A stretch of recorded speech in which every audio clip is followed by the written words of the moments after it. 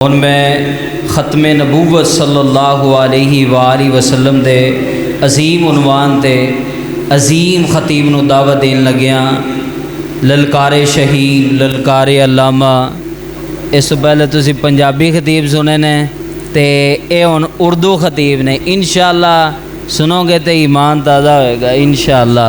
محترم جناب خطیب لسانی اور عالم نکتہ دان محترم پروفیسر حافظ سلیم شاکر صاحب آپ کسوال تشریف لے آندے نے، تاجدار ختم نبوت بیان فرماندے نے تے نعرے دا ثبوت دیو ہاں نعرہ تکبیر، تاجدار ختم نبوت، تاجدار ختم نبوت۔ اچھا تو ہی زندہ باد دو باری کہنا، تاجدار ختم نبوت، تاجدار ختم نبوت۔ محترم جناب حضرت مولانا حافظ سلیم شاکر صاحب۔ الحمدللہ ہدانا لہذا وما کننا لنہتدی لولا ان ہدانا اللہ، اما بعد فاعوذ باللہ من الشیطان الرجیم، بسم اللہ الرحمن الرحیم۔ ما كان محمد ابا احد من رجالکم ولكن رسول الله وخاتم النبيين وكان الله بكل شيء عليما، أو كما قال النبي صلى الله عليه وسلم لا تقوم الساعة حتى يبعث كذابون دجالون كلهم يزعم أنه رسول الله ولكن خاتم الأنبياء۔ ہر قسم کی حمد و ثنا اللہ رب العالمین کے لیے، درود و سلام رحمت کائنات جناب محمد الرسول اللہ صلی اللہ علیہ وآلہ وسلم کی ذات اقدس اطہر اعلیٰ اور بالا کے لیے۔ سامعین محترم، آپ نے مجھ سے قبل 3 خطابات سنے ہیں جو تینوں نے ہی حضور علیہ السلام کی عظمت کو بیان کیا، اور جو میرے ذمے عنوان لگایا گیا ہے وہ آپ نے سن لیا ہے کہ ختم نبوت اور رد قادیانیت، یہ مجھے حکم ہوا ہے کہ آپ نے اس پر گفتگو کرنی ہے۔ موضوع بہت طویل ہے، لیکن اس میں سے کچھ شارٹ باتیں جو ضروری ہے وہ آپ کے سامنے کرنا چاہتا ہوں۔ اگر آپ توجہ کریں گے تو آپ کو بات سمجھ آئے گی اور انشاءاللہ سمجھ آئے گی۔ توجہ کریں نہ کریں، میں بات آپ کو انشاءاللہ سمجھاؤں گا، ایسے سمجھاؤں گا کہ آپ کسی بھی منکر کے سامنے بات کرنے سے جھکیں گے نہیں۔ صرف آپ نے توجہ کرنی ہے اور انشاءاللہ بات میں نے سمجھانی ہے۔ حضرات، اگر ختم نبوت کے حوالے سے ہم قرآن کا مطالعہ کریں، قرآن کو پڑھیں، تو محدثین نے 100 آیات کو ذکر کیا ہے جو ڈائریکٹ ختم نبوت پر دلالت کرتی ہے۔ اگر احادیث نبویہ کا مطالعہ کیجئے تو 200 احادیث ہے جو ڈائریکٹ ختم نبوت پر دلالت کرتی ہے، اور اس کے علاوہ اگر آپ مطالعہ کریں پھر ہم اس کو آگے لے جاتے ہیں۔ میں نے بات سمجھانی ہے، تھوڑا سا نقشہ پیش کر کے اس کے بعد اصل جو موضوع ہے وہ رد قادیانیت ہے۔ آپ جانتے ہیں 7 ستمبر 1974، آج 6 ستمبر ہے، صبح 7 ستمبر ہے۔ آپ جانتے ہیں 7 ستمبر 1974 4:35 پر قومی اسمبلی میں ایک فیصلہ منظور ہوا تھا کہ قادیانی جو ہیں وہ کافر ہیں، لیکن آج ہم اس کو بھول چکے ہیں۔ اسی بات کو میں آپ احباب کے سامنے بیان کرنا چاہتا ہوں۔ حضرات، 100 قرآن کی آیات، میں قرآن کی آیات پڑھنا نہیں چاہتا، 200 احادیث نبویہ میں پڑھوں تو رات درکار ہے، دن درکار ہے، بہت لمبی گفتگو ہوگی، لیکن میں نے آپ کے سامنے شارٹ بات کر دی ہے۔ 100 قرآن کی آیات، 200 احادیث نبویہ۔ اس کے بعد آئیے رحمت کائنات کی زندگی کو دیکھیے۔ حضور علیہ السلام کا ایک فرمان جو میں نے خطبہ میں پڑھا ہے، حضور فرماتے ہیں لا تقوم الساعة حتى يبعث 30 كذابون دجالون كلهم يزعم انه رسول اللہ۔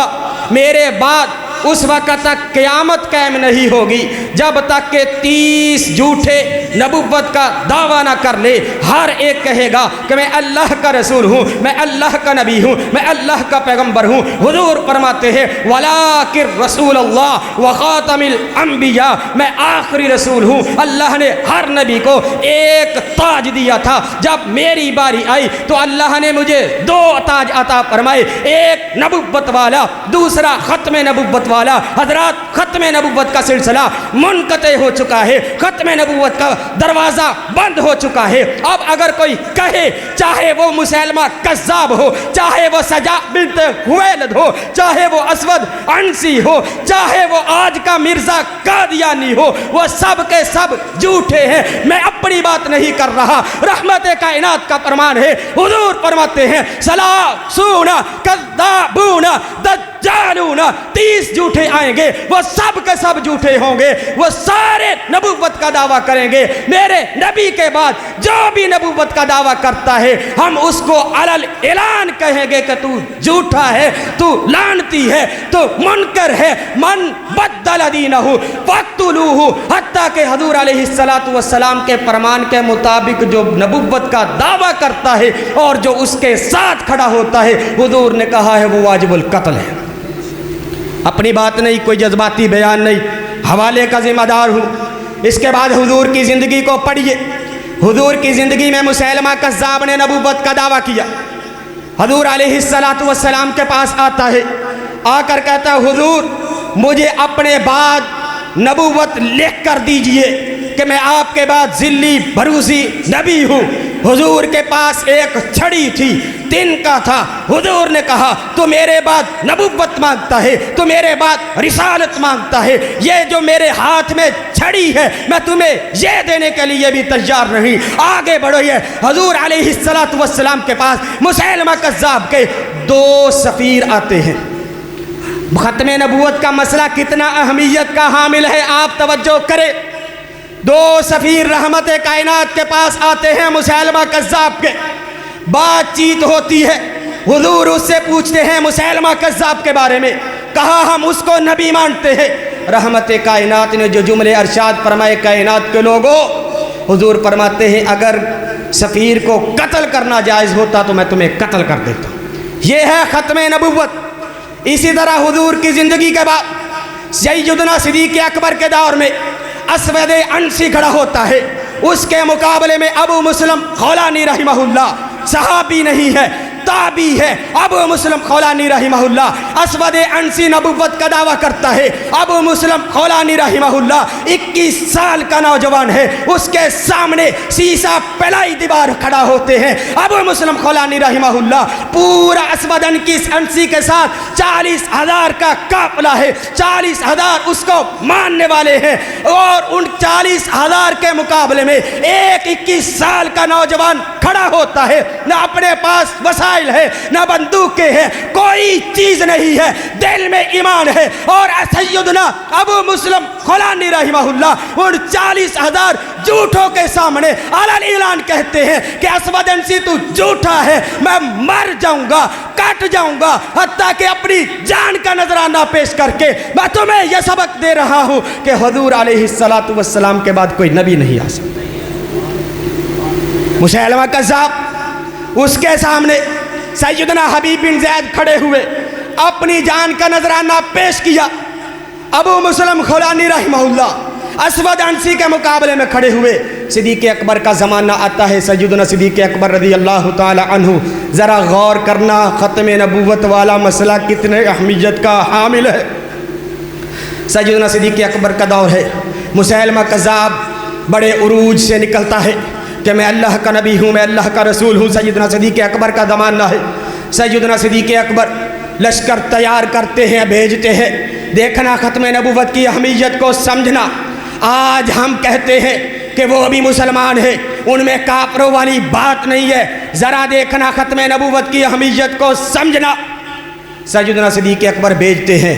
حضور علیہ السلام کی زندگی میں صرف 269 صحابہ شہید ہوئے، حالانکہ بے شمار جنگیں ہیں، اور مسیلمہ کذاب کے خلاف لشکر بھیجا جا رہا ہے، اور سیدنا صدیق اکبر ان کو بھیجنے سے پہلے واعظ کرتے ہیں، نصیحت کرتے ہیں، تبلیغ کرتے ہیں کہ آج سے پہلے آپ کفار کے سامنے گئے ہیں، یہودیوں کے سامنے گئے ہیں، عیسائیوں کے سامنے گئے ہیں، بدھ بتوں کے سامنے گئے ہیں۔ آج سے پہلے قانون یہ تھا، بچوں کو نہیں مارنا، عورتوں کو نہیں مارنا، جانوروں کو نہیں مارنا، فصلوں کو کوئی نقصان نہیں کہنا، اور جو اپنے گھر میں داخل ہو جائے اس کو نہیں مارنا، جو مقابلے میں ہے اس کو مارنا ہے۔ لیکن آج آپ یہودیوں کے مقابلے میں نہیں، عیسائیوں کے مقابلے میں نہیں، آپ ان کے مقابلے میں جا رہے ہیں جو من بدل دینہ فاقتلوہ کے سامنے آتے ہیں۔ حضرت سیدنا صدیق اکبر فرماتے ہیں کہ آج آپ جا رہے ہیں ان کے مقابلے میں۔ سیدنا صدیق اکبر کہتے ہیں آپ ان کے مقابلے میں جا رہے ہیں۔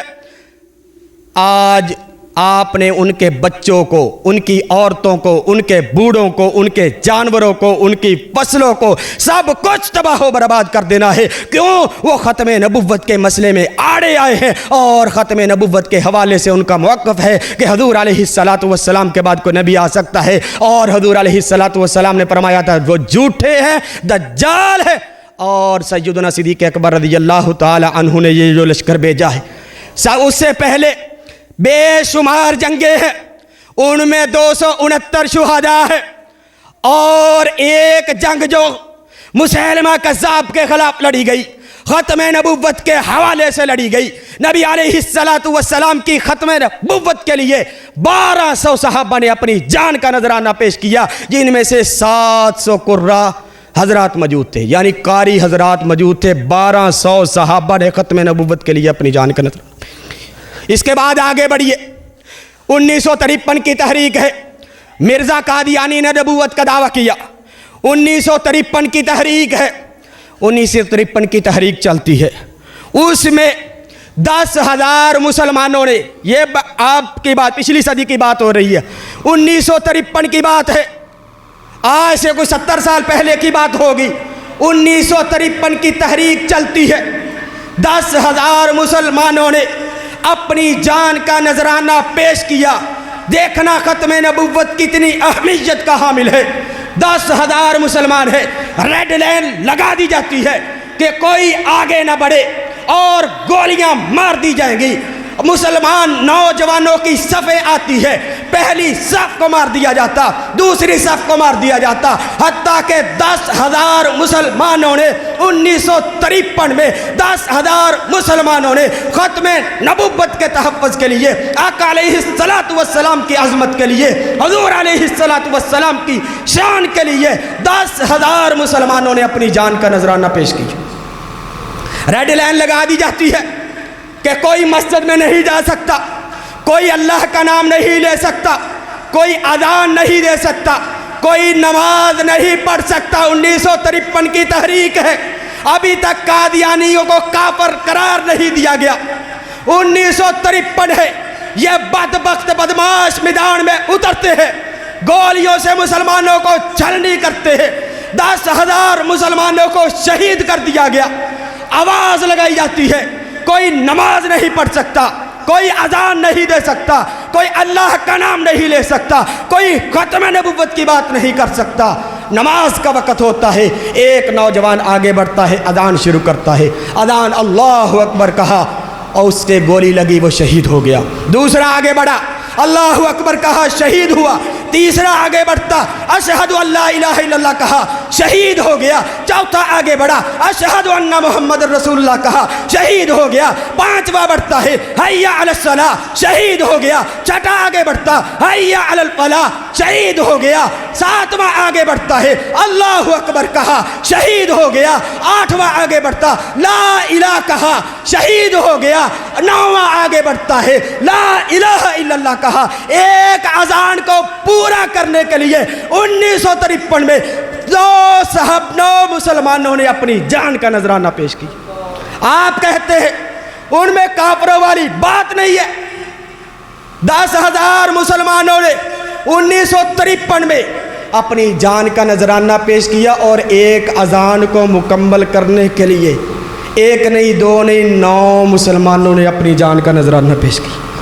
آج ہم یہی تو کہتے ہیں، وہابی سنی دیوبندی چھوڑو، اپنے اسلاف کو پڑھو، کہ اسلاف ہمیں کہاں چھوڑ کر گئے تھے اور آج ہم کہاں کھڑے ہیں۔ میں اپنی بات نہیں کر رہا، پڑھیے امام احمد رضا خان بریلوی کو، اس نے اپنی کتاب میں لکھا، سب سے پہلے اس نے فتویٰ دیا تھا جو قادیانیوں کو کافر نہیں مانتا وہ بھی کافر ہے۔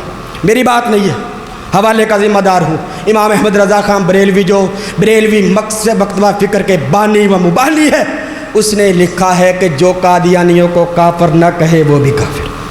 پیر میر علی شاہ کا نام تو سنا ہوگا آپ نے، پیر میر علی شاہ نے لکھا ہے، اپنی بات نہیں، اپنے اسلاف کی بات نہیں، حالانکہ ہر نے اپنی اپنی بساط کے مطابق ختم نبوت کے لیے کام کیا، لیکن میں اپنے اسلاف کا تذکرہ نہیں کر رہا، میں بانی بریلوی مکتبہ فکر کے بانی کی بات کر رہا ہوں۔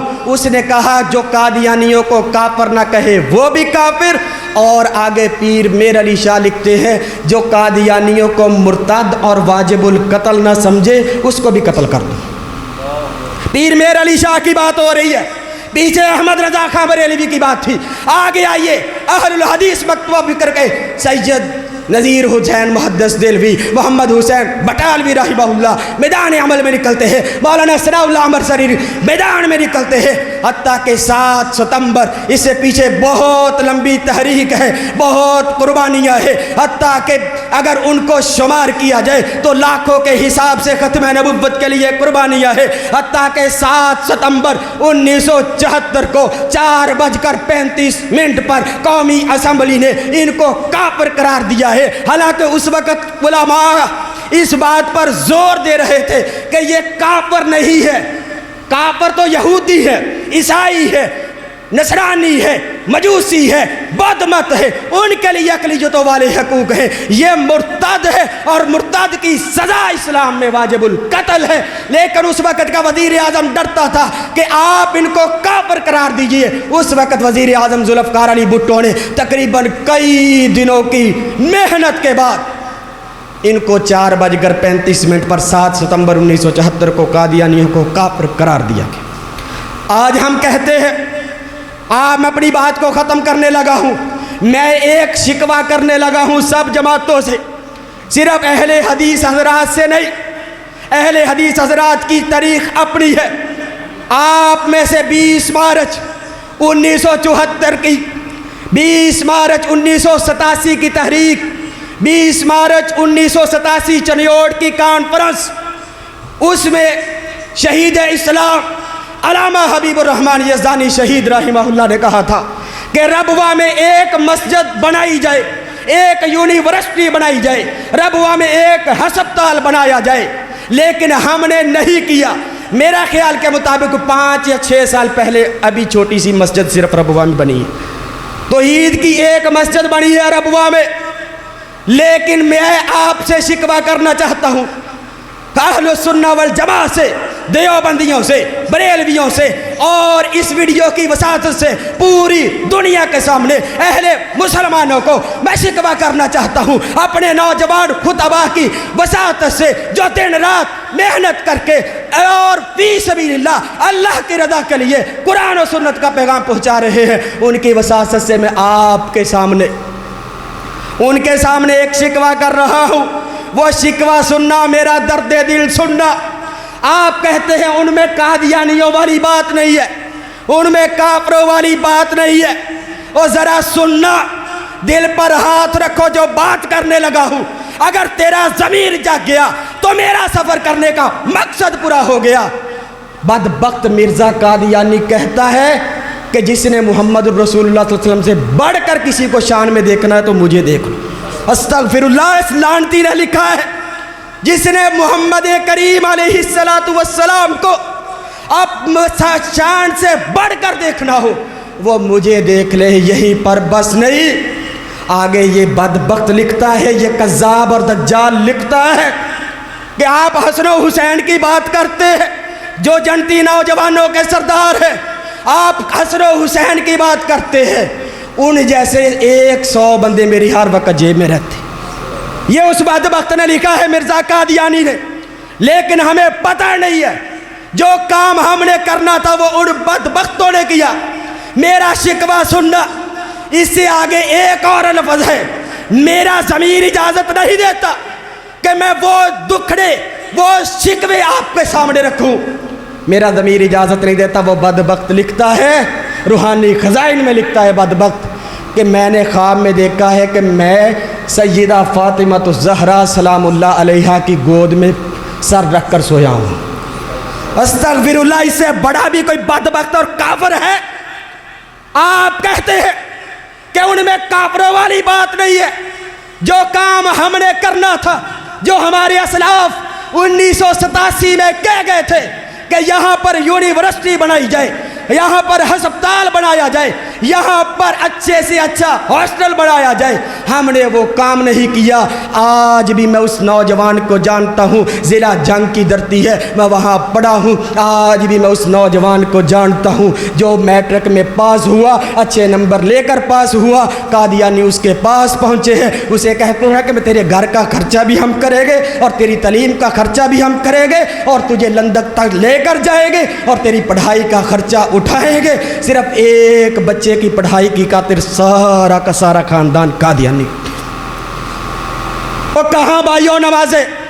یہ ختم نبوت کے لیے 1200 صحابہ کی قربانیاں، ختم نبوت کے لیے 1953 میں 10,000 مسلمانوں کی قربانیاں، ایک اذان اور ختم نبوت کے لیے 9 مسلمانوں نے اپنی شہادت کا نذرانہ پیش کیا، اور 7 ستمبر 1974 کی تحریک میں تقریباً لاکھوں مسلمان ہیں جنہوں نے اپنی جانوں کا نذرانہ پیش کیا ختم نبوت کے لیے، اور آج ہم کہتے ہیں ان میں کافروں والی بات نہیں ہے۔ میں نے بتایا ہے، وہ لکھتا ہے کہ میں بی بی فاطمہ کی گود میں سویا ہوا ہوں، حسن و حسین جیسے میری جیب میں ہر وقت رہتے ہیں، اور کہتا ہے جس نے محمد الرسول اللہ سے بڑھ کر کسی کو شان میں دیکھنا ہو تو وہ مجھے دیکھ۔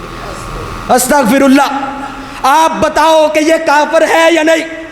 7 ستمبر 1974 وہ جو کام ہم نے کرنے تھے، ربوہ میں انہوں نے اچھا ہاسپٹل بنایا ہے، دل کا اسپیشلسٹ ڈاکٹر وہاں ہے، دل کا علاج ہوتا ہے، فری ہوتا ہے، اچھی سے اچھی تعلیم دلواتے ہیں اور لندن تک لے کر جاتے ہیں، ان کی پڑھائی کے اخراجات اٹھاتے ہیں، اور ہم مسلمان ہیں جو اپنے آپ کو، اس سے بڑھ کر ایک اور بات کروں گا اور اپنی بات کو ختم کروں گا۔ میرا خیال ہے کہ وزیر اعظم ظفر اللہ جمالی تھا پہلا، ظفر اللہ جمالی، جب قائد اعظم فوت ہوا اس نے جنازہ نہیں پڑھا، وہ قادیانی تھا، اسے پوچھا گیا کہ آپ نے جنازہ کیوں نہیں پڑھا؟ اس نے کہا یہ سمجھ لیجئے کہ میں غیر مسلم ریاست کا وزیر اعظم ہوں، یا یہ سمجھ لیجئے مسلم ریاست کا وزیر اعظم، مسلم ریاست کا غیر مسلم وزیر اعظم ہوں، یا یہ سمجھ لیجئے غیر مسلم ریاست کا مسلم مان وزیر اعظم ہوں۔ اس نے قائد اعظم کا جنازہ نہیں پڑھا۔ اس بات کو مرزا ناصر نے اسمبلی میں ایک علل اعلان کہا تھا کہ ہم مسلمانوں کو مسلمان نہیں مانتے۔ اتنے بدبخت آگے بڑھ چکے ہیں کہ وہ ہم کو مسلمان نہیں مانتے، اور ہم ان کا اخلاق دیکھ کر، ان کی شفقت دیکھ کر، ان کا اخلاق دیکھ کر، ان کی انسانیت کی خدمت دیکھ کر ہم کہتے ہیں کہ ان میں کافروں والی بات نہیں ہے۔ اور میرے بھائیو، اس سے بھی بڑا کوئی کافر ہو سکتا ہے جو یہ کہے، میں وہ بات دوبارہ نہیں کہتا، میرا ضمیر اجازت نہیں دیتا، اللہ کی قسم دل خون کے آنسر ہوتا ہے، لیکن وجہ یہ ہے کہ ہم نے اپنے بچوں کو ختم نبوت کا سبق نہیں پڑھایا، ہم نے قادیانیوں کے حوالے سے اپنے بچوں کو نہیں پڑھایا۔ یہ یاد رکھیے، اگر ہم نے آج اب نہ جاگے، آج تو ہمارے جیسے نکمے موجود ہیں جو آپ کے ضمیروں کو جھنجھوڑ رہے ہیں، کل اللہ کی قسم ہم جیسے بھی نکمے بھی نہیں ملیں گے جو آپ کے ضمیروں کو جھنجھوڑیں گے۔ اگر آپ بیدار نہ ہوئے، ختم نبوت کے لیے بیدار ہونا پڑے گا۔ ختم نبوت اتنا حساس کا حامل نقطہ ہے کہ جس کے لیے صحابہ نے 1200 صحابہ نے قربانیاں پیش کی، 10,000 مسلمانوں نے 1953 میں شہادتیں کی، اور 7 ستمبر 1974 کو بے شمار قربانیاں ہیں، اور آج تک قربانیاں دی جا رہی ہیں۔ وہ کیسے؟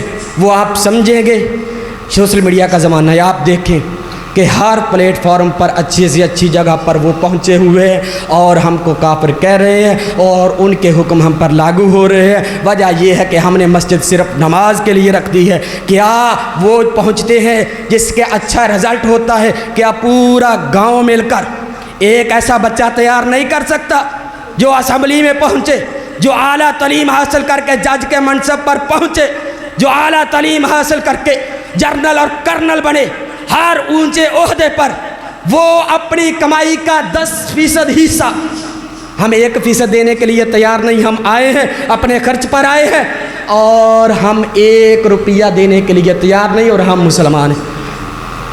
اس وقت تک قادیانی نہیں جب تک وہ اپنی کمائی کا 10% حصہ اپنے مذہب کو نہیں دیتا۔ اس وقت تک یہودی نہیں جب تک وہ اپنی کمائی کا 10% حصہ اپنے مذہب کو نہیں دیتا۔ عیسائی اس وقت تک عیسائی نہیں جب تک وہ اپنی کمائی کا 10% حصہ اپنے مذہب کو نہیں دیتا۔ اور ہم مسلمان ہیں، ہم جنت کے ٹھیکیدار ہیں، ہم چلتے پھرتے جنتی ہیں، ہم سب پر فتویٰ لگانے کے لیے تیار ہیں، لیکن ہم نے کبھی اپنی گریبان میں جا کر دیکھا کہ میں نے اسلام کے لیے کیا قربانی دی؟ ہم پیسہ لگانے کے لیے تیار نہیں ہے۔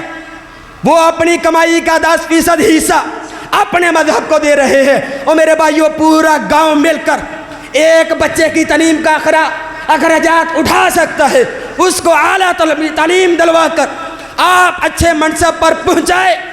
اللہ کی قسم، پورے گاؤں والے، ہر گاؤں والا پورے پنجاب میں ہر مسجد کے ذمے یہ کام لگا دیا جائے کہ ایک نوجوان تیار کرنا ہے، اگلے 5 سالوں میں انشاءاللہ اسلام کا بحریلا رہے گا۔ لیکن ہم کرنا نہیں چاہتے، ہم مسلمان ہیں، صرف نام کے مسلمان ہیں۔ میرے بھائیوں، وضع میں ہو نصارہ، تمدن میں ہنود، یہ ہے مسلمان جنہیں دیکھ کر شمع یہود۔ والسلام علیکم۔